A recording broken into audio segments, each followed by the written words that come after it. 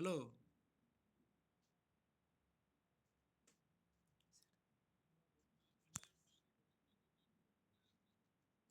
Unit মার্কটা 40-এর হবে। 40 হবে, কারণটা বলে দিয়েছি। ইউনিট মার্কটা 40-এর হওয়ার পিছনে কারণটা বলি, তোমাদের কাছে মনে হবে যে নাউন থেকে দাদা 40টা কোয়েশ্চেন কোথায় পাবো খুঁজে। ভাই, 40টা কোয়েশ্চেন কোথা পাবো খুঁজে তাহলে বড় ব্যাপার হচ্ছে একটা চ্যাপ্টারের যখন তুমি বেশি কোয়েশ্চেন করার চেষ্টা করবে। ধরো ধরো রাম বলে একটা ব্যক্তি কোয়েশ্চেন বানাচ্ছে, ধরে নাও রাম বলে কোনো একটা ব্যক্তি কোয়েশ্চেন বানাচ্ছে। ও আগে বলা হলো যে তুমি নাউন থেকে তুমি 40টা কোয়েশ্চেন দাও। তাহলে তাহলে কি করলো, ও কি করলো, ওর টার্গেট আছে যে নাউন থেকে 40টা কোয়েশ্চেন আমি বার করবো। ও এসপি বক্সে পড়লো, এসপি বক্সে পড়লো বা পিকে সরকার যে কোনো একটা ইংলিশ গ্রামার একটা যে কোনো বই পড়লো। ও পড়ার সময় ওর টার্গেট কি থাকবে বলো তো, যে আমাকে এখান থেকে 40টা কোয়েশ্চেন বার করতে হবে। ও দেখবে 20টা কোয়েশ্চেন বার করলে তারপর রুলের পাচ্ছে নেই। তখন ও কি করবে, ও বিভিন্ন ওই নাউন রিলেটেড বিভিন্ন কন্টেন্ট খোঁজার চেষ্টা, বিভিন্ন কোয়েশ্চেন খোঁজার চেষ্টা করে। দেখি তো তাহলে সিজিএল কি পড়েছে, নাউন থেকে এমটিএসে কি পড়েছে, ঠিক আছে, নাউন থেকে ডাব্লিউবিসিএসে কি কোয়েশ্চেন পড়েছে, পিএসসি ক্লার্কশিপে কোয়েশ্চেন কি পড়েছে। তখন দেখবো ওই 10টা 15টা যে এক্সট্রা কোয়েশ্চেন পড়বে, যেটা সে আশা করে নাই যে আমি দেব বলে, বা যারা পরীক্ষা দেবে তারাও আশা করে নাই যে এই ধরনের কোয়েশ্চেন আসবে আমার কাছে। সেই ওই এক্সট্রা বেশি পরিমাণ কোয়েশ্চেনের জন্য ওই 10-15টা যে এক্সট্রা কোয়েশ্চেন আসবে, সেই কোয়েশ্চেনটাই কম্পিটিশনের একটা জায়গা দাঁড়ান যাবে। বুঝতে পেরেছি ব্যাপারটা আমি কি বলতে চাইছি? বুঝতে পেরেছো? হ্যাঁ, ধরো একটা একটা ছোট চ্যাপ্টার ধরে নাও টাইম অ্যান্ড ওয়ার্ক থেকে বলা হলে 40টা কোয়েশ্চেন বানাও। একজন কোয়েশ্চেন বানাতে বানাতে দেখবে যে এখানে তো 5টা টাইপের অঙ্কই আছে, আমি কত একই টাইপের অঙ্ক দেবো, ও নিজেরও একটা বিরক্তি লাগবে যে দেখে নাও ভেরিয়েশন কোয়েশ্চেন আমি কথা পাচ্ছি কিনা। ও দেখবে ও একটা বই আনলো, বই এনে পরে সেখান থেকে টাইম অ্যান্ড ওয়ার্ক বার করে। ধরো তোমার এসএসসির যে প্রিভিয়াস যে কোয়েশ্চেন আছে, রাকেশ যাদব বলো বা গগন প্রতাপ বলো, আদিত্য রঞ্জন বলো, সেইখান থেকে বই এনে পরে সেখান থেকে একটা কোয়েশ্চেন ফেলে দিল, জটিল কোয়েশ্চেন ফেললো। ও জটিল কোয়েশ্চেনটা ফেলতো নাই বা ওই জায়গার বাইরে সে যাইতো নাই, যদি তাকে একটা লিমিট বাঁধিয়ে দেওয়া হতো যে তুমি 20টা কোয়েশ্চেন বানাও, তাহলে কিন্তু সে এক্সট্রা জায়গায় যাইতেও নাই। যখনই তাকে 40টা কোয়েশ্চেন দেওয়া আছে তখন দেখবে তাকে কিন্তু বাইরে বেরাতে হচ্ছে। ওর নিজেরই খারাপ লাগে, একই টাইপের কত কোয়েশ্চেন দেবো। আর যে কোয়েশ্চেন বানায় তার টার্গেট থাকে যে যাতে করে কোয়েশ্চেনটা একটু স্ট্যান্ডার্ড হয়। আর স্ট্যান্ডার্ড তখন হবে যখন ভেরিয়াস টাইপস অফ কোয়েশ্চেন আসবে। বুঝতে পারলে আমি কেন বলছি যে 40টা কোয়েশ্চেন, একটা চ্যাপ্টার থেকে 40টা কোয়েশ্চেন বানাও, যাতে করে সেই চ্যাপ্টারটার একদম ভিতর থেকে বেরিয়ে চলে আসে সমস্ত কোয়েশ্চেন। সমস্ত কোয়েশ্চেন ভিতর থেকে বেরিয়ে চলে আসে, তোমরা বলবে আমাকে, আমি তোমাদেরকে সোর্স দেবো কোয়েশ্চেনের। আমার কাছে প্রচুর এমসিকিউ বই আছে, ইউপিএসসি থেকে শুরু করে ডাব্লিউবিসিএস থেকে শুরু করে এসএসসি রেল সব রকম আমার কাছে এমসিকিউর বই আছে। আমি সেই জায়গা থেকে কোয়েশ্চেন মানে দিয়ে দেবো, বই দিয়ে দেবো, ছবি তুলে পাঠিয়ে দেবো যে এখান থেকে কোয়েশ্চেন চুজ করে। কোনো অসুবিধা নেই, গাদা গাদা কোয়েশ্চেন। একটা একটা চ্যাপ্টারের উপরে তোমাকে আমি 200টা কোয়েশ্চেন দিয়ে দেবো। তাইলে তো হবে, তাইলে তুমি 40টা কোয়েশ্চেন বাঁচতে পারবে নিশ্চয়ই। অবশ্যই প্রিভিয়াস ইয়ার কোয়েশ্চেন, এমন নয় যে প্রিভিয়াস ইয়ার হবে না, প্রিভিয়াস ইয়ার হবে।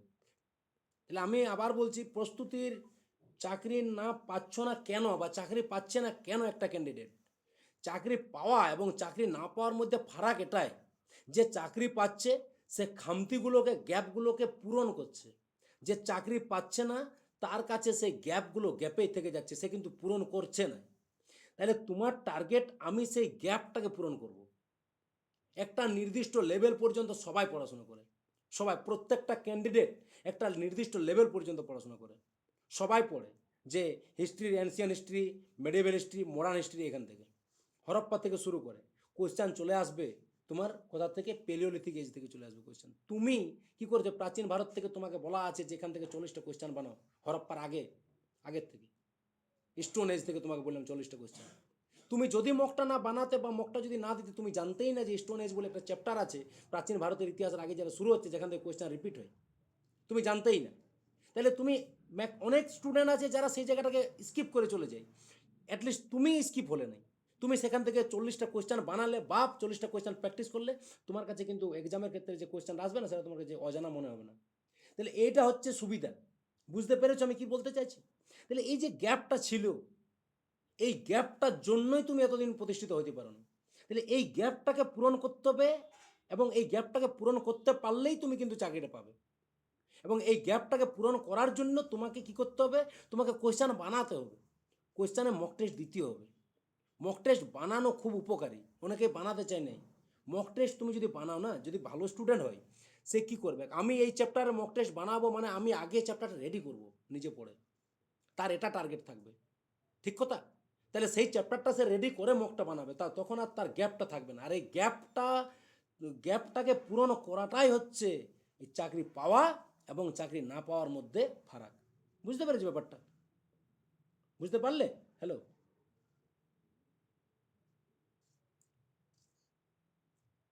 হ্যাঁ, যাই হোক, মক টেস্টের ব্যাপার অনেক কিছু তোমাদেরকে বললাম, এবং আমি আশা রাখছি তোমরা আর দ্বিতীয়বার এই ভাবনাটা তোমাদের মধ্যে আশা রাখছি আসবে নাই। আশাটা স্বাভাবিক, বহুতবার বলেছি, বহুতবার আশা রাখিছি।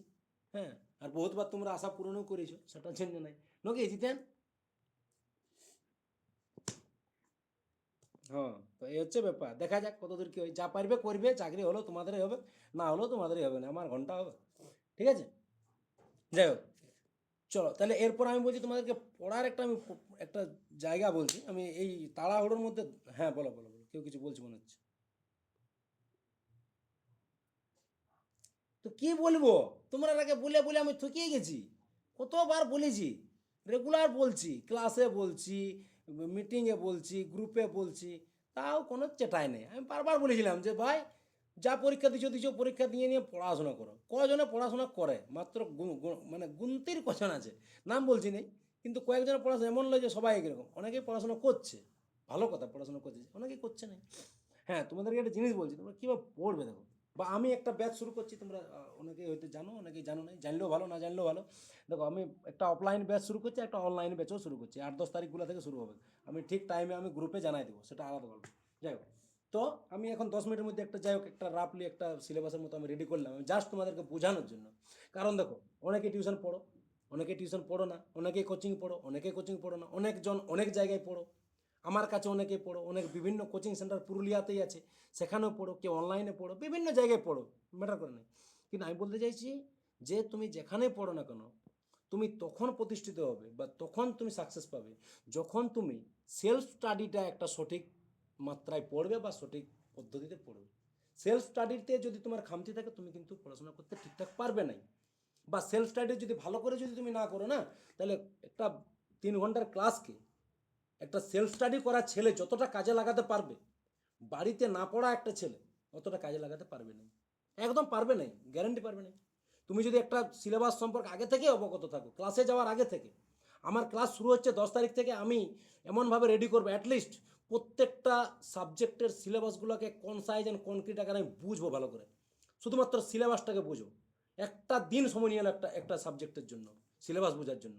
তুমি বুঝে নাও, ছোট ছোট করে দেখে নাও, তুমি দেখবে যে ক্লাসেই করো না কেন তোমার ইন্টারেস্ট বেড়ে যাবে সেই ক্লাসের প্রতি, আপনি ইন্টারেস্ট বেড়ে যাবে, ইন্টারেস্ট বাড়তে বাধ্য, কোনো করার নেই।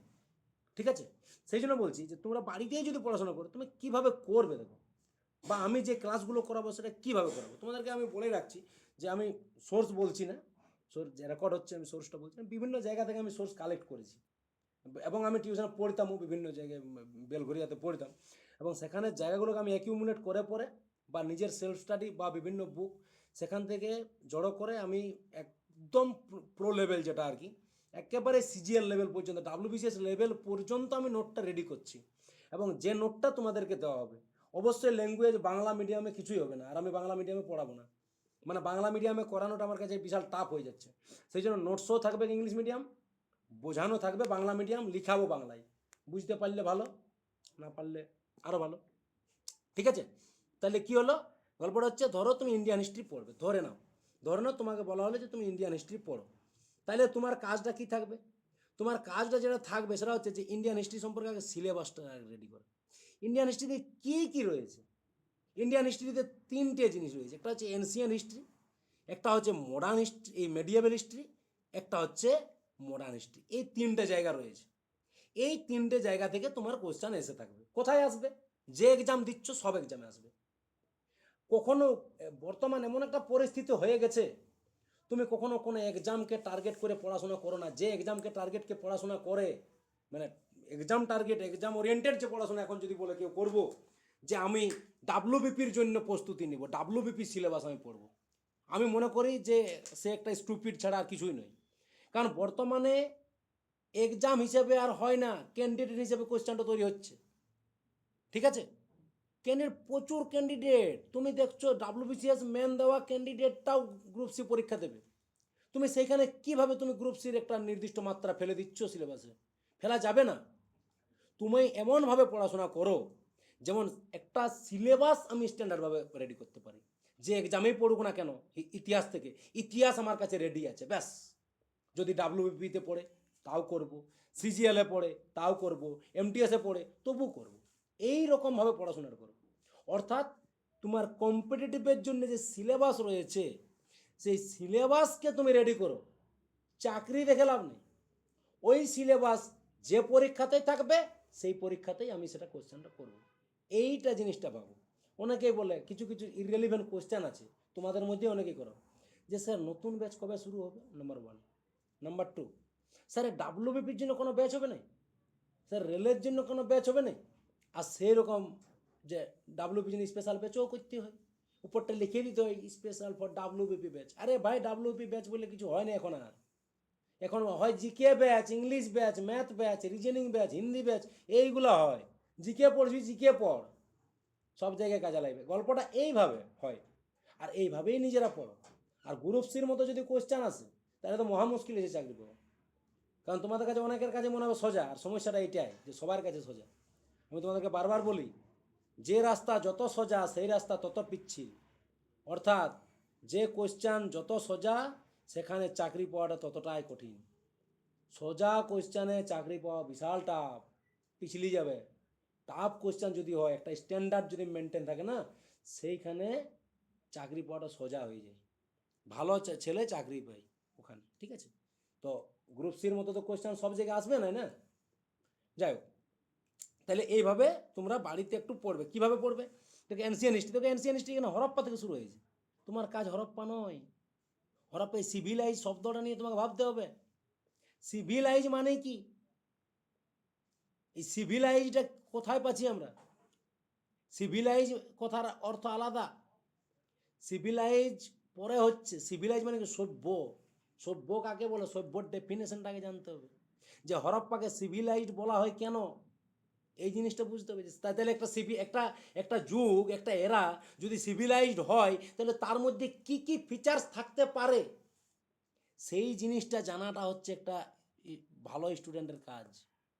হরপ্পায় কী কী নিদর্শন আছে সেটা যে কেউ মুখস্থ করে দিবে, তুমিও মুখস্থ করবে, তোমাকেও করতে হবে, আমাকেও করতে হবে কোশ্চেনের জন্য। কিন্তু হরপ্পাকে সিভিলাইজ বলছি কেন, এরা হরপ্পায় নামকরণটা হয়েছে কেন, ইন্ডাস নামকরণ কেন হয়েছে, এই জিনিসটা জানাটা হচ্ছে খুব জরুরি। বর্তমানে কোশ্চেন এভাবেই আসছে। তার মানে এটা নয় যে বিশাল জটিল জিনিস, না জটিল নয়, জটিল নয়, একটু আগাতে হবে, জাস্ট একটু আগাতে হবে। মানে অবজারভেশন পাওয়ারটাকে তোমাকে কাজে লাগাতে হবে, ঠিক আছে। ওই সবসময় মেমোরাইজিং পাওয়ারটাকে কাজে লাগিয়ে যদি ভাবো, বর্তমানে চাপ আছে কিন্তু, ঠিক আছে। তাহলে তোমাকে সেজন্য একটু আগে যেতে হবে। তাহলে তার আগে কি সভ্যতা ছিল? না, ছিল না, ঠিক। তাহলে তোমাকে সেই সময় যেতে হবে, একেবারে পেলিওলিথিক এজে যেতে হবে। প্রথমে যেতে হবে স্টোন এজে যেতে হবে, প্রথমে হিস্ট্রিতে যেতে হবে। হিস্ট্রির আগে আছে প্রি হিস্ট্রি, প্রি হিস্ট্রির পরে প্রোটো হিস্ট্রি, ঠিক আছে। প্রোটো হিস্ট্রি, এই হরপ্পা সভ্যতা হচ্ছে প্রোটো হিস্ট্রির পার্ট, প্রি হিস্ট্রির পার্ট নয়। আমরা প্রোটো হিস্ট্রি থেকে পড়ি, কিন্তু প্রি হিস্ট্রি থেকেও কোয়েশ্চান এসে থাকে। প্রি হিস্ট্রি আমরা পড়ি না। তাহলে এটা তুমি বলবে যে তাহলে দাদা তুমি কেন দাও না হরপ্পার আগে ওই জিনিসটা? আমি দিই নাই বলতে এইটা, এই গতানুগতিক যে বইগুলো সেখানে এইভাবেই সিলেবাসটা রেডি করা থাকে। কিন্তু তোমার কাজ এর বাইরে বেরিয়ে একটা জায়গা পড়া যেখান থেকে কোয়েশ্চেন আসছে, ঠিক আছে। তাহলে তুমি ফার্স্ট যেটা করবে সেটা হচ্ছে সেই গ্যাপগুলো দেখো, কিন্তু কোয়েশ্চেন আসে অথচ আমরা পড়ি না বা বইয়ে দেওয়া থাকে না, সেই জায়গাটা পড়ে। যেমন জিওগ্রাফিতে, জিওগ্রাফিতে বা ইতিহাসে, ইতিহাস বা জিওগ্রাফি দুটোতে ওইটা টানা যাবে। সেটা হচ্ছে ইয়ন, ইয়ন, এপক, এপক, এরা, পিরিয়ড, এই জিনিসগুলো আমরা, ছোটো ছোটো জিনিসগুলো আমরা কিন্তু জানি না, জানতে হবে। ইয়ন কি, এপক কি, এরা কি, পিরিয়ড কি, অল্প করে, এগুলো বিশাল কনসেপ্ট, সামান্য ছোট ছোট জিনিস। যেমন টিবি, জিবি, ঠিক আছে, এমবি, এগুলো যেমন যেমন আমরা এমবিটা জানি, আর একটু এগাতে হবে, ঠিক আছে, কেবিতে যেতে হবে। তো এই জিনিসটা অন্য কিছুই নয়, এগুলো এগুলো তো মনে হবে যে এগুলো আমি তো কোনোদিন পড়িনি। আরে ভাই পড়ো নাই, পড়ো নাই বলে তো সমস্যাটা, যে পড়লে কিছুই নেই, এগুলো টাফ জিনিস নয়, নতুন কিছু নয়, যে অবাক কিছু, অবাক করা কিছু জিনিসই এলো এগুলো, ঠিক আছে। একটু এগাতে হবে, একটু এগাতে হবে। এই হচ্ছে কাজ। তাহলে ফার্স্ট অফ অল তুমি এনসিয়ান হিস্ট্রি পড়বে, ধরে নাও এনসিয়ান হিস্ট্রি তোমাকে আগে, তুমি কিন্তু স্টোন এজে চলে গেলে, স্টোন এজ থেকে তুমি পড়ে নিলে, স্টোন এজ পড়ার পরে তোমাকে হরপ্পায় আসতে হবে, তোমাকে রেডি করতে হবে। এরপর হরপ্পাররা ভালো ভালো ঠিক আছে, হরপ্পা পেরিয়ে যাবে সোজায় সোজায়, কোনো অসুবিধা নেই। এনসিয়ান হিস্ট্রি হরপ্পা হয়ে গেল, বৈদিক হয়ে গেল, মহাজনপদ যখন আসবে না, তখন তোমাকে ডাইনামিক হতে হবে, তখন তোমাকে ডাইনামিক হতে হবে, আর আগের মতো চলা যাবে না। এই মহাজনপদ যখন তুমি পড়ছো, ষোড়শ মহাজনপদ, তখন তোমার হিস্ট্রির মধ্যে দুটো অর্গান চলে আসবে, একটা হচ্ছে বৈদেশিক আক্রমণ, বৈদেশিক আক্রমণ চলে আসবে, ঠিক আছে। বৈদেশিক আক্রমণ তোমরা জানো, সেলুকাস, আলেকজান্ডার, গ্রিকদের ঘটনা, কুষাণ বংশের ঘটনা, মোটামুটি সবাই বুঝতে পারছো, এগুলো ক্লাসে রেডি করানো হবে, সেটা আলাদা গল্প। যাই হোক, তাহলে এই মহাজনপদ তুমি পড়তে পড়তে তোমাকে ভাগ করতে হবে জায়গাটা, তাহলে এই সময় আরও একটা বিদেশি ঢুকে গেছে, তাহলে তোমাকে প্যারালালি পড়তে হবে। একদিকে তুমি পড়ো দেশীয় ষোড়শ মহাজনপদ, অন্যদিকে পড়ো গ্রিকদের ইতিহাসটাকে পড়তে হবে, প্যারালালি চালাও। বিম্বিসার এখানে পড়ছো, অজাতশত্রু এখানে পড়ছো, ঠিক আছে। তুমি এখানে তুমি এই হর্ষবর্ধন পড়ছো, সাথে সাথে এখানে তোমাকে হিউয়েন সাংটাকে পড়ে নিতে হবে। হিউয়েন সাং কতদিন ছিল, কতদিন পড়াশোনা করেছে, কোথায় পড়েছে, কি বই লিখেছে, কোন রাজার সময়কালে ছিল, প্যারালালি এই দিকটা তো সেম জিনিসটা পড়ে নাও, তাইলে তোমার ঘটনাটা মনে থেকে যাবে, ঠিক আছে। বুঝতে পারছো ব্যাপারটা, এইভাবে পড়ো, কিন্তু সঠিক স্ট্র্যাটেজির সাথে পড়ো। আর অবশ্যই কাছে একটা প্রিভিয়াস ইয়ার কোয়েশ্চেনের বই রাখো, তুমি চ্যাপ্টারটা পড়ো, সেই চ্যাপ্টার থেকে প্রিভিয়াস ইয়ার কোয়েশ্চেন কী পড়েছে সেটাকে লক্ষ্য করো, দুটোকে টেলি করে করে সাথে সাথে চলো, দেখো তোমার সিলেবাস খুব সুন্দরভাবে ক্লিয়ার হবে। আর সবচেয়ে বড় ব্যাপার হচ্ছে যে ক্লিয়ার হবে বলতে এমনভাবে ক্লিয়ার হবে, সেই জায়গাতে কোয়েশ্চেন তোমার বাদ পড়বে না কিছু। রিলিজিয়াস মুভমেন্ট তুমি পাবে, গৌতম বুদ্ধ মহাবীর জন্য পেয়ে গেলে, ঠিক আছে। তাহলে এইভাবে প্রাচীন ভারত যেমনভাবে পড়বে, একই রকমভাবে মেডিয়েভাল হিস্ট্রিটাও পড়তে থাকো, মেডিয়েভাল হিস্ট্রিটাও পড়তে থাকো। এখানেও দুটো ভাগ হয়ে যাবে, দেশীয় রাজা থাকবে, আর বিদেশ থেকে আসা মোহাম্মদ বিন কাসিমের ঘটনা থাকবে, সুলতান মাহমুদের ঘটনা থাকবে, প্যারালালি দুদিকটাকে পড়তে থাকো। নর্থ ইন্ডিয়া তুমি যেমনভাবে পড়ছো, এখন তো আরও বেশি ভাগ হয়ে যাবে, সাউথ ইন্ডিয়াও তোমাকে পড়তে হবে, তোমাকে বাংলাও পড়তে হবে, পাল সেনও পড়তে হবে, তারপরে বিজয়নগর সাম্রাজ্য তোমার যেগুলো আছে, ঠিক আছে, সেই ছোট ছোট তুলুপ ডাইনাস্টি, সমস্ত ছোট ছোট তারপরে তোমার বাহমনি ডাইনাস্টি, সেই ছোট ছোট যে বিজয়নগরের মধ্যে যে ডাইনাস্টিগুলো রয়েছে সেগুলোকে দেখলে, সাথে সাথে নর্থ বেঙ্গল, অর্থাৎ টাইমের সাথে সাথে প্যারালালি জিনিসটাকে নিয়ে আসো, এইদিকে যেমন ঘটবে এইদিকেও তেমন ঘটবে। তোমাদের মনে হবে যে দাদা তুমি তো গ্রুপ সিতে ক্লাস করা দিয়েছিলে, এরকম করে কেন বলো নাই, এরকম করে দরকারই নেই। আশা করি তোমরা আজকে প্রমাণ পাইয়েছো পরীক্ষাটা দিয়ে, সত্যি দরকার নাই, কোনো দরকার নাই। গ্রুপ সির কোয়েশ্চানের জন্য এত কিছু পড়ার দরকার ছিল না, এবং যেটা দেখতে পাইছি যে না এত কিছু দরকার ছিল না, কোয়েশ্চান ভিতর থেকে আসেই নেই।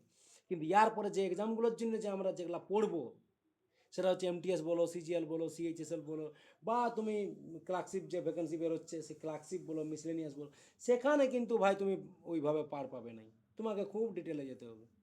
আজ রাশিয়া, সরি, নাম নন অ্যালায়েন মুভমেন্ট, এটার গুরুত্ব কতটা আজ, এখানে ভারত যুক্ত হওয়ার পিছনে কী কী ভূমিকা রয়েছে, আজকের একবিংশ শতাব্দীতে এসে পড়ে 2026 সালে এসে পড়ে ভারতের ভূমিকা কী, বা তোমার যেটা হরমুজ প্রণালী বন্ধ হয়ে যাচ্ছে, তেলের দাম বাড়ার সম্ভাবনা প্রচণ্ড, এবং তেলের দাম বাড়বে, অথচ ভারতে বাড়ার চান্সটা কম রয়েছে। কি করে জানলে? তেলের দাম তো বাড়াটা স্বাভাবিক, তেলের দাম বৃদ্ধি পাবে, ভালো কথা। তাহলে তেলের দাম বৃদ্ধি পাবে, তাহলে ভারতে কেন তেলের দামটা বৃদ্ধি পাওয়ার সম্ভাবনাটা কম? তাহলে রাশিয়ার সঙ্গে কী ডিল হয়েছে সেটা জানতে হবে, ব্যাপার বুঝতে পারছো? এলে ভাবতে হবে ব্যাপারগুলো, চাকরি পেতে গেলে না এই জিনিসগুলোকে মনে রাখতে হবে ভালো করে, কেন হচ্ছে। তুমি একটা জিনিস কল্পনা করেছো, সবাই ইরানকে নিয়ে ব্যস্ত আছে, ইরানে যুদ্ধ হচ্ছে, ইরানকে মেরে দিল, ঠিক আছে, ইরানের যে মানে যে চিফ তাকেই মেরে দিল, খামনেইকে মেরে দিল। তোমরা একটা জিনিস লক্ষ্য করছো, পাকিস্তানে অ্যাটাক হচ্ছে, কিন্তু গল্পটা যে কেন হচ্ছে, ওদিকে ইরানে মারা যাচ্ছে, পাকিস্তানে অ্যাটাক কেন হচ্ছে ভাই? আবার করছে আবার আফগানিস্তান, কেন করছে বুঝতে পারছো? কারণটা বুঝতে পারছো? পাকিস্তানকে ব্যস্ত রাখছে ট্রাম্প, পলিটিক্স রয়েছে। ট্রাম্প কখনো চাইছে না যে আরও অন্য কোনো দেশ, ইরান জানো তো যে ইরানের পরে কিছু একটা রিপ্লাই দেবে, কিছু একটা অ্যাকশন নিবে ইরান, স্বাভাবিক জিনিস। ইরান নেবে কি? একটা বাচ্চা ছেলেকে তুমি যদি বারবার চিমটাও না, ও কিন্তু কামড়ায় দিবে একবার, বাচ্চা ছেলেটাও। তো কীরকমভাবে ইরানকে এত অ্যাটাক করছে, মানে ইরান নিশ্চয়ই রিপ্লাই দেবে। তাহলে ইরানও সে তার সাথে ভালো সম্পর্ক বা যারা সাহায্য করার মতো তাদেরকে সাহায্য নিতে চাইবে। কিন্তু এমন পরিস্থিতি করে দেবে, সে নিজেকে নিয়েই ব্যস্ত থাকবে। পাকিস্তানে অ্যাটাক হয়ে গেল, কে অ্যাটাক করছে? আফগানিস্তানে অ্যাটাক করছে। কোথার থেকে এতদিন সময় পাই নাই, হঠাৎ করে অ্যাটাক করে দিল। কি না আগে থেকে টার্গেট ছিল, ঠিক, কিন্তু একই সঙ্গে অ্যাটাক করে দিল। পাকিস্তানকে ব্যস্ত রেখে দিচ্ছে, ব্যস্ত রেখে দিচ্ছে যে তুমি ইরান নিয়ে মাথা খারাপ করো না, তুমি তোমার নিজের দেশটাকে সামলাও। আফগানিস্তান অ্যাটাক করছে, অ্যাকচুয়ালি অ্যাটাক করাচ্ছে ডোনাল্ড ট্রাম্প।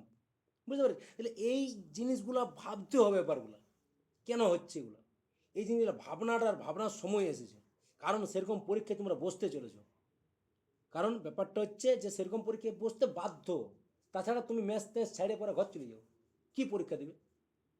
3 মাস পরে বা 2 মাস পরে গ্রুপ ডি হবে, তোমার তোমার রেলের যে এনটিপিসি হবে, তোমাদের পরীক্ষাগুলো দিতে হবে, সেখানে তো কোশ্চেন থাকবে, ঠিক কিনা? নেই কবে, এটা তো আলাদা পোস্ট, এটা তো আগে ছিল না। ইরানের যে চিফ রয়েছে, যাকে ধর্মগুরু বলছে, সে তো আগে ছিল না, পরে করা হয়েছে। তাহলে প্রেসিডেন্ট কে আছে? ওখানে প্রেসিডেন্টের নামেই শোনো না দেখবে ওনাকে। তো প্রেসিডেন্ট কে আছে? তাহলে প্রেসিডেন্ট আগে তো খামনেই তো আগে ছিল, প্রেসিডেন্ট ছিল একটা সময়। প্রেসিডেন্ট কীভাবে পদটা কনভার্ট করে সে লাইফ টাইম চিফ হয়ে গেল, এই জিনিসগুলো জানার বিষয় আছে না? তাহলে এই জিনিসগুলো জানতে হবে। তো সেই জন্য বলছি, ভাবনাটাকে অবশ্যই ডাইনামিক করো চাকরি পাওয়ার জন্য। তো মেডিয়েভাল হিস্ট্রি পড়বে, তোমাকে সেখানেও দেখতে হবে যে মেডিয়েভাল হিস্ট্রির শুরুটা কীভাবে হচ্ছে এবং প্রাচীন ভারতের ইতিহাসটা ধ্বংস কীভাবে হচ্ছে।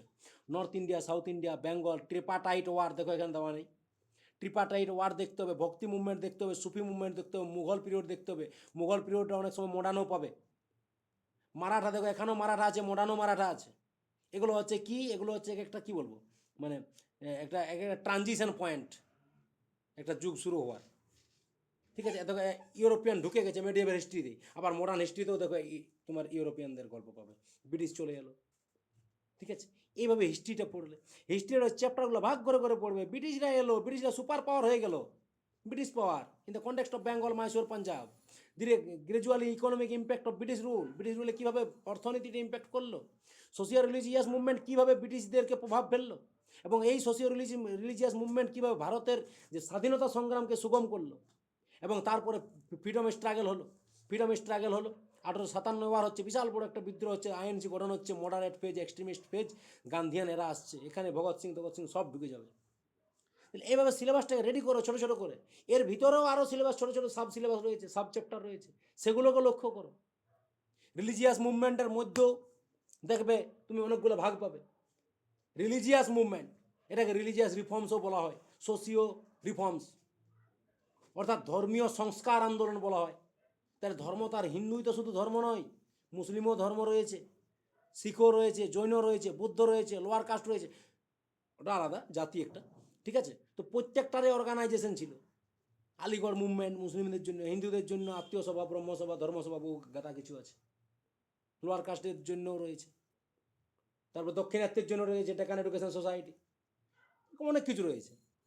তাহলে এখানে তোমার সিলেবাসটা ছোটো ছোটো ভাগ হয়ে যাবে। এখানে যেমন আছে তোমার, কোথায় গেল, এক্সট্রিমিস্ট আছে, মডারেট আছে। এক্সট্রিমিস্টদের মধ্যে অনেক কিছু পেয়ে যাবে গল্প। ঠিক আছে, এক একটা সংস্থা পেয়ে যাবে, আইএনএ পাবে, অনেক কিছু পাবে। দেখো ওগুলো বলতে কাকুরি ষড়যন্ত্র মামলা আছে, মিরাট ষড়যন্ত্র, অনেক কিছু আছে। ঠিক আছে, বাদ। ঠিক আছে, এইভাবে তুমি জিওগ্রাফিটাও রেডি করো। প্রত্যেকটা চ্যাপ্টার পড়ার আগে তার একটা তুমি ড্রাফট রেডি করছো, আমি কি পড়বো, কি রয়েছে। ফার্স্ট সোলার সিস্টেম দিয়ে শুরু করতে হবে। মহাদেশ দেখো, আমি তোমাদেরকে বলি একটা জিনিস মিস করি, দেখো আমরা বিশাল গুরুত্বপূর্ণ, আমরা কেন পিছনে পিছিয়ে পিছিয়ে যাই। তোমরা বলো দেখি, ওয়ার্ল্ড জিওগ্রাফি পড়েছো? ওয়ার্ল্ড জিওগ্রাফি পড়ার আগে তোমাদের কাছ থেকে একটা গল্প আসবে, বক্তব্য আসবে যে স্যার এটা সিলেবাসের বাইরে, সিলেবাসে আউট অফ সিলেবাস। আরে ভাই, আউট অফ সিলেবাস নয়। জিব্রাল্টার প্রণালী পড়ে না? মালাক্কা প্রণালী পড়ে না? হ্যাঁ, ট্রপোস্ফিয়ার পড়ে নাই? ঠিক আছে, মাদাগাস্কার পড়ে নাই? সব কিছুই তো পড়ে। কোনটা পড়ে নাই? আর্কটিক রিজন পড়ে নাই? নিরক্ষরেখা কোশ্চেন আসে নাই? নিরক্ষরেখা তোমার ভারত দিয়ে পেরে নেই। শুধুমাত্র ইন্ডিয়ান জিওগ্রাফি সিলেবাসে আছে ব্যাপারটা সেটা নয়, ভুল ধারণা। ঠিক আছে, ভুল ধারণা, সম্পূর্ণ ভুল ধারণা। তোমাকে একেবারেই শুরু করতে হবে ফার্স্ট ওয়ার্ল্ড ম্যাপ দিয়ে শুরু করতে হবে। ওয়ার্ল্ড জিওগ্রাফি তোমাকে বেসিক জিনিসটা নলেজ রাখতে হবে। আজকে ইরান অ্যাটাক হচ্ছে, ইরান অ্যাটাক হচ্ছে, ইরানকে অ্যাটাক করছে, ঠিক আছে? ইরান কোন দিকে আছে, ইরানের কাছে কোন কোন দেশ রয়েছে, আমেরিকার কাছে কতটা কঠিন ইরানকে অ্যাটাক করা, ইসরায়েলের কাছে কতটা কঠিন, ঠিক আছে? মিসাইলের রেঞ্জ কতটা হওয়া দরকার তবে ইসরায়েল ডাইরেক্ট ইরানকে অ্যাটাক করতে পারবে, কিভাবে মানে কোন জায়গায় রাডারটা ছিল, এদের রাডারটাকে তো আগে তো রাডারটাকে নষ্ট করেছে না, এদের ইরানদের আগে রাডারটাকে নষ্ট করেছে, যে রাডার ডিটেক্ট করতে পারতো যে কোথা লেখে সে রাডারটাকে আগে উড়া দিয়েছে, কি আর ডিটেক্ট করবে, অনেক কিছু গল্প আছে। তো তোমাকে ওয়ার্ল্ড জিওগ্রাফি ভালো করে পড়তে হবে। ওয়ার্ল্ড জিওগ্রাফি পৃথিবীতে কিভাবে বিভিন্ন দেশ টুকরো টুকরো হয়ে ভাগ হয়ে গেল ফিজিক্যালি আর কি, ঠিক? যে একটা সময় ছিল যেখানে আফ্রিকার সাথে ইন্ডিয়ার একটা টাচ ছিল, অস্ট্রেলিয়ার একটা সম্পর্ক ছিল, প্লেট টেকটনিক থিওরি আমরা যদি দেখি তাহলে আমরা দেখব যে বিভিন্ন প্লেটের সংঘাতের ফলে এক একটা প্লেট নিজেদের থেকে বিচ্ছিন্ন হয় এবং ল্যান্ডফর্ম গঠন করে, যদি সেগুলোকে জড়ানো হয় তাহলে দেখবে আবার খাপে খাপ বসে যাবে, ঠিক আছে? তাহলে এই জিনিসটা জানতে হবে, গান্ডোয়ানা ল্যান্ড জানতে হবে, আঙ্গার ল্যান্ড জানতে হবে, পেনথালাসা জানতে হবে, পেনজিয়ানা জানতে হবে, জিনিসগুলো জানতে হবে। কয়লা কেন তোমার দক্ষিণ ভারত থেকে তোমার কেজিএফ কেজিএফ রয়েছে, কোলার গল্ফ ফিল্ড, সেখানে কেন এত কিছু মিনারেল পাওয়া যাচ্ছে, ঠিক আছে? কেবলমাত্র তোমার জম্মু কাশ্মীর, যেটা লাদাখ, মানে এখন ভাগ হয়েছে আর কি, জম্মু কাশ্মীর এবং লাদাখ, কেবলমাত্র সেই সেই জায়গাটাতেই কেন অ্যানথ্রাসাইট পাওয়া যাচ্ছে, একটা জায়গা আছে যেখানে অ্যানথ্রাসাইট পাওয়া যায় ভারতবর্ষে, অ্যানথ্রাসাইট পাওয়া যায়নি। তাহলে এগুলো তো আগের অ্যান্টিসিডেন্ট রিভার কোনগুলো, ব্রহ্মপুত্র, গঙ্গা, এগুলো কেন আগে থেকে তৈরি হয়েছে, তাহলে এই জিনিসগুলো ভালো করে জানতে হবে, ঠিক আছে? তো আমি বলছি তুমি বাড়িতে পড়ো, টিউশনে পড়ো, এগুলো জানার চেষ্টা করো, বুঝলে? বাড়িতে হলেও বই থেকে পড়ার চেষ্টা করে, তাইলে তুমি কিন্তু চাকরি পাবে, না হলে কিন্তু পরীক্ষা দিতে যাও গড়ে থেকে যাবে। 60 কাট অফ হবে, তুমি দেখবে 60 কাট অফ হয়েছে, তুমি 62 পেয়েছো, চাকরি হবে না এটাতে, তোমাকে এখানে অ্যাটলিস্ট 70+ পেতেই হবে, অ্যাটলিস্ট 70+ পেতে হবে, তাহলে তোমার চাকরিটা কনফার্ম হবে। আর তুমি যদি ওই জায়গাগুলোকে বাদ দিয়ে দিয়ে পড়ো না, তাহলে তুমি ওই 60 কাট অফ মানে কাট অফটা ক্লিয়ার করবে শুধুমাত্র, চাকরি পাবে না। তাহলে ওই 10 নাম্বার এক্সট্রা পাওয়ার জন্য তোমাকে বাইরে বেরোতে হবে। কাদের বাইরে বেরোতে হবে? জেনারেলেই যারা পড়ে যে জায়গাটা, তার থেকে বাইরে বেরিয়ে যে 2-4টা কোশ্চেন আছে সেগুলো করতে হবে, এ হচ্ছে ব্যাপার। কিন্তু দেখো সিলেবাসটা সম্পূর্ণ, আমি তোমাদেরকে সিলেবাস প্রপার একদম সিজিএল এর সিলেবাস কী কী কোশ্চেন আসে না আসে কোন জায়গা থেকে ধরে ধরে ধরে ধরে আমি সিলেবাসগুলো তোমাদেরকে দিয়ে দেবো, প্রত্যেকটা সাবজেক্টের আমি দিয়ে দেবো, ঠিক আছে? তোকে এখানে সব কিছু রেডি করা আছে, মানে অনেক কিছু রেডি করা আছে আর কি, অনেক কিছু রেডিও নেইও, ঠিক আছে? দেখো জিওগ্রাফির বাকি এটা বাকি অংশের জিওগ্রাফির এগ্রিকালচার অফ, এবার তোকে ইন্ডিয়ান জিওগ্রাফি আছে দেখো, উপরে ওয়ার্ল্ড জিওগ্রাফি বা আদার্স অংশটা আছে উপরে দেখো, আছে না বিভিন্ন কিছু, ওয়েদার, ক্লাইমেট, ক্লাইমেট রয়েছে, তারপরে সোলার সিস্টেম রয়েছে, তোমার মহাদেশ রয়েছে, বিভিন্ন মহাসাগর রয়েছে, সমুদ্র রয়েছে, আগ্নেয়গিরি রয়েছে, অ্যাটমসফিয়ার রয়েছে, সবগুলো উপরে রয়ে গেছে। নিচে দেখো ইন্ডিয়ান জিওগ্রাফি রয়েছে, হ্যাঁ দেখো ইন্ডিয়ান সাবকন্টিনেন্ট, দেখো পজিশন, এক্সটেন্ট, এই জায়গাটা আমরা খুব সুন্দর করে পড়ি, খুব সুন্দর করে পড়া, বাকিটা পড়ি না, বাকিটা পড়তে হবে। এখানে দেখো ক্লাইমেট, এখানেও ক্লাইমেট আছে, ওখানেও ক্লাইমেট আছে, সয়েল, এগ্রিকালচার, ঠিক আছে, বিভিন্ন স্টেট রিলেটেড বিভিন্ন তথ্য, তো সব কিছু আছে, এই জায়গাটাকে ভালো করে পড়তে হবে, এগুলোকে কোনো করার নেই।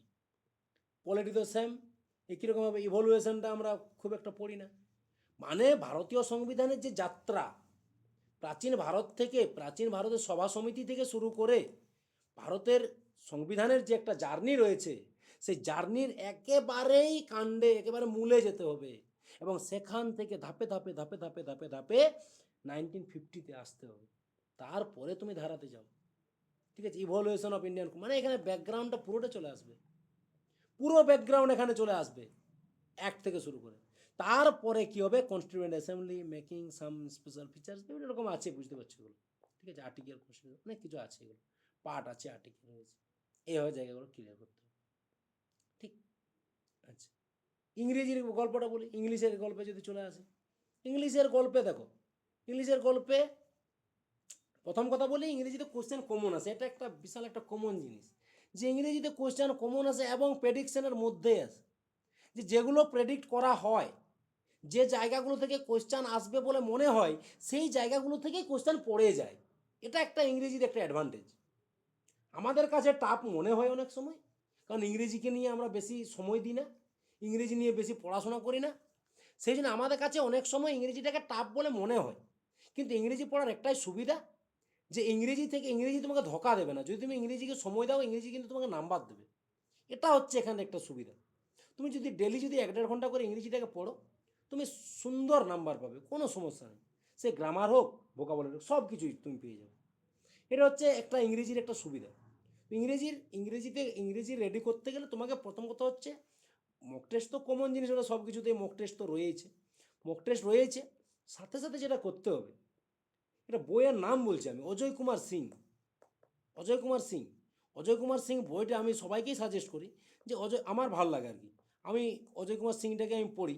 তো অজয় কুমার সিং বইটা খুব ভালো, ঠিক আছে, খুব ভালো। মানে ওখানে প্র্যাকটিস সেট, শুধু ওটা প্র্যাকটিস সেটটাই কিনবে অবশ্যই। প্র্যাকটিস সেট যেটা আছে, প্রথম দিকে কয়েকটা 30-40টা পেজ আছে, যেগুলোতে গ্রামার অ্যান্ড ভোকাবুলারি সংক্ষিপ্ত আকারে যতটুকু দরকার ততটুকু দেওয়া আছে।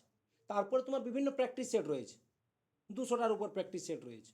তাহলে সেই প্র্যাকটিস সেটগুলোকে তুমি যদি বারবার দিতে থাকো, তাহলে তোমার কোশ্চেন কিন্তু বাকি থাকবে না। সেখানে সিজিএলের ম্যানেরও আছে, সিজিএলের তোমার প্রিলিরও আছে। সেখানে মূলত সিজিএল ব্যাঙ্কিংয়ের যেগুলো হয় সেগুলো, সিপিও, এগুলোকে কভার করেছে আর কি। বইটা তোমরা কিনতে পারো, আমার মানে বেস্ট বুক আমার মনে হয়েছে ইংরেজির ক্ষেত্রে। দারুণ বই একটা অজয় কুমার সিং, দারুণ বই। আর যদি তুমি গ্রামার একটু বেশিভাবে পড়তে চাও বা ভোকাবুলারি বেশি স্টক করতে চাও, তাহলে তুমি এসপি বক্সি পড়তে পারো। এসপি বক্সি বইটা খুবই ভালো, ঠিক আছে। এবারে ব্ল্যাক বুক ট্ল্যাক বুক আছে বইগুলো সবে, ওগুলো অবশ্যই বইগুলো ভালো, কিন্তু এসপি বক্সিটা একটা সামর্থ্যের মধ্যে থাকবে আর কি পড়ার, ঠিক আছে। যাই হোক, গ্রামারের ক্লাস তোমাদেরকে বেশি কিছু বলছি না, সবাই জানো, সবাই বুঝো, মক টেস্ট টক টেস্ট। যাই হোক, ভোকাবুলারিটাও সেম। ভোকাবুলারিটা ভোকাবুলারি একটা টেকনিক আছে ভোকাবুলারি রেডি করার। সেটা হচ্ছে এই যে রুট ওয়ার্ড আছে না, এই জায়গাটাকে ভালো করে দেখতে হবে।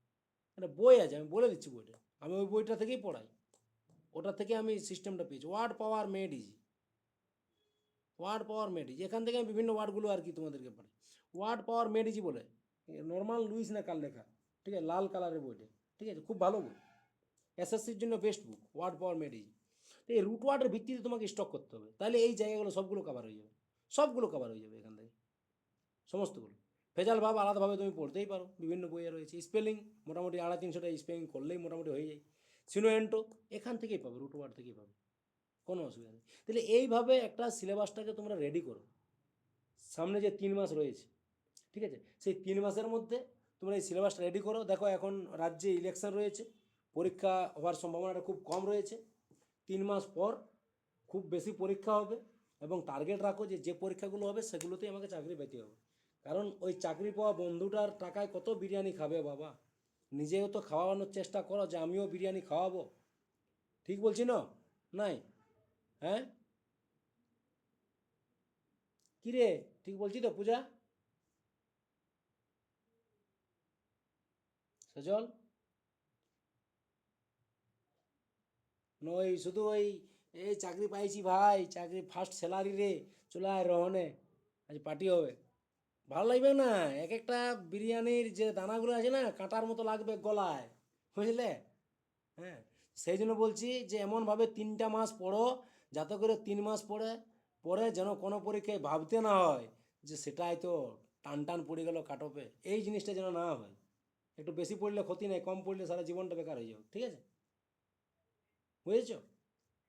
হ্যাঁ, ঠিক আছে, তাইলে মোটামুটি তোমরা বুঝতে পারছো। আমি সিলেবাস তোমাদেরকে পাঠিয়ে দেবো, যে যা গ্রুপে আছো না, গ্রুপে আছে, আমি এই জিনিসগুলো আমি কমন টু অল সবাইকে আমি পাঠিয়ে দেবো, এটা কোনো চাপ নাই, ঠিক আছে, সবাই করে দেবো। আবার যে জিনিসগুলো বললাম, মক টেস্ট অ্যানালিসিসটা ম্যান্ডেটারি, এটা বলা হয়নি। মক টেস্ট যদি কেউ অ্যানালিসিস না করো, তাহলে তার মক টেস্ট দেওয়াটা বৃথা। মক টেস্ট দেওয়ার পর অবশ্যই সেটাকে অ্যানালিসিস করতে হবে।